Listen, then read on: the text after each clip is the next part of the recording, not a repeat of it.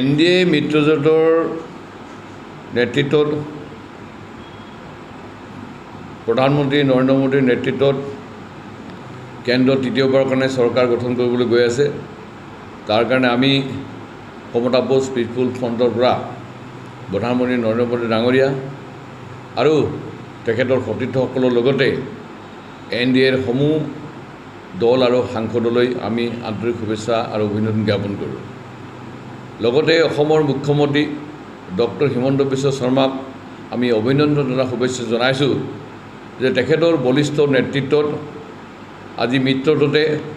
অসমত 11টাকৈ সাংসদ জয়যুক্ত হ'বলৈ সক্ষম হৈছে। গতিকে আমি সমতা পোষ্ট পিপলছ ফ্ৰণ্টে তৃতীয়বাৰৰ কাৰণে ভাৰতৰ প্ৰধানমন্ত্ৰী হ'বলৈ যোৱা নৰেন্দ্ৰ মোদীলৈ আমাৰ এতিয়া আহ্বান যে 2014 চনৰ লোকসভা নিৰ্বাচনত আপুনি বঙাইগাঁও জিলাৰ কাকজাত আহি সহজভাৱে ঘোষণা কৰি গৈছিল যে কেন্দ্ৰত বিজেপি নেতৃত্বাধীন চৰকাৰ আহিলেই অসমৰ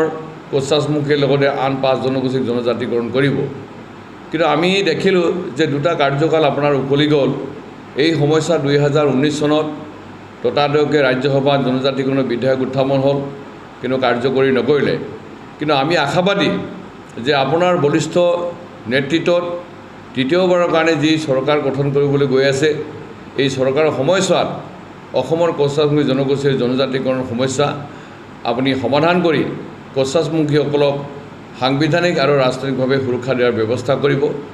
লগতে দীৰ্ঘদিন ধৰি আমি কমতাপুৰ ৰাইজৰ দাবী কৰি আহিছোঁ আৰু এই দাবীটোক যাতে ৰাজনৈতিকভাৱে সমাধান কৰাৰ ব্যৱস্থা কৰে, তাৰ কাৰণে আপোনাক আমি অনুৰোধ জনাইছোঁ। অসমৰ মুখ্যমন্ত্ৰী ডক্টৰ হিমন্ত বিশ্ব শৰ্মালৈ বিশেষ আমাৰ অনুৰোধ যে আপুনি তদানীন্তন মুখ্যমন্ত্ৰী সৰ্বানন্দ সোণোৱালৰ দিনত আপুনি 6 জনগোষ্ঠীৰ জনজাতিকৰণৰ সমস্যা সমাধান কৰাৰ ক্ষেত্ৰত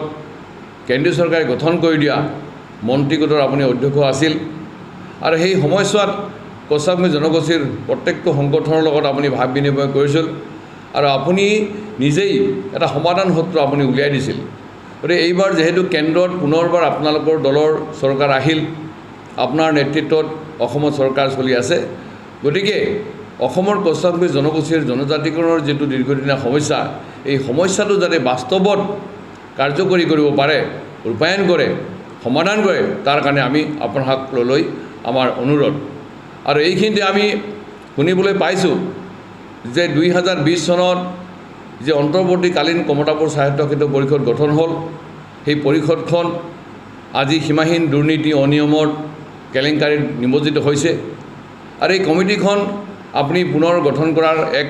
প্ৰচেষ্টা লৈছে বুলি আমি গম পাইছোঁ। গতিকে এইবাৰ আমি আপোনালোকলৈ এটা অনুৰোধ কৰিম যাতে এইবাৰ যাতে কোনো ধৰণৰ ভণ্ড, জাতিদ্ৰোহী, বদমাছ, জালিয়াতি কৰা ব্যক্তি অন্তৰ্বৰ্তীকালীন স্বায়ত্তশাসিত পৰিষদখনত অন্তৰ্ভুক্ত নহয়। গতিকে সেইকাৰণে আপুনি কোচাছমুখী জনগোষ্ঠীৰ হিতৰ কাৰণে চিন্তা কৰা, কোচাছমুখী জনগোষ্ঠীৰ সংগ্ৰামৰ লগত জড়িত থকা, কোচাছমুখী জনগোষ্ঠীক সামগ্ৰিক বিকাশ আৰু উন্নয়নৰ কাৰণে কাম কৰা আৰু এই কমতাপুৰ স্বায়ত্তশাসিত পৰিষদৰ অসম চৰকাৰে যি পুঁজি আবণ্টন দিয়ে, সেই পুঁজি যাতে কোনেও হৰলুকি কৰিব নোৱাৰে, তেনেকুৱা ধৰণৰ উপযুক্ত ব্যক্তিক আপুনি অধিষ্ঠিত কৰি কমতাপুৰ স্বায়ত্তশাসিত পৰিষদখন গঠন কৰক। গতিকে এই চিগতে আমাৰ কমতাপুৰ স্বায়ত্তশাসিত পৰিষদৰ তত্ত্বাৱধায়ক মন্ত্ৰী জয়ন্ত মল্ল বৰুৱালৈও আমাৰ আহ্বান, আজি মুখ্যমন্ত্ৰী মহোদয় বা আপোনালোকৰ নেতৃত্বাধীন চৰকাৰখনে কোচাছমুখী জনগোষ্ঠীৰ 4খন জিলাক লৈ যিধৰণে এটা পৰিষদ গঠন কৰি দিছিল, এই পৰিষদখন পুনৰ গঠন কৰিবলৈ যাতে তেনেকুৱা ধৰণৰ ফাঁকিবাজি দগাবাজ ব্যক্তিসকল অন্তৰ্ভুক্ত নহয়, তাৰ কাৰণে আপোনাক লক্ষ্য ৰাখিবলৈ আমি অনুৰোধ কৰিছোঁ। গতিকে আমি ভাবোঁ যে মুখ্যমন্ত্ৰী মহোদয় তত্ত্বাৱধায়ক মন্ত্ৰী জয়ন্ত মল্ল ডাঙৰীয়াই কোচাছমুখী জনগোষ্ঠীৰ ভৱিষ্যতৰ কথা লক্ষ্য ৰাখি কোচাছমুখী জনগোষ্ঠীয়ে যাতে সাংবিধানিকভাৱে সুৰক্ষা লাভ কৰিব পাৰে, তাৰ কাৰণে আপোনালোকে যথেষ্টভাৱে কমতাপুৰ স্বায়ত্তশাসিত পৰিষদখন গঠন কৰিব। ইয়াৰ লগতে অসমৰ মুখ্যমন্ত্ৰীক আমি অনুৰোধ কৰিম,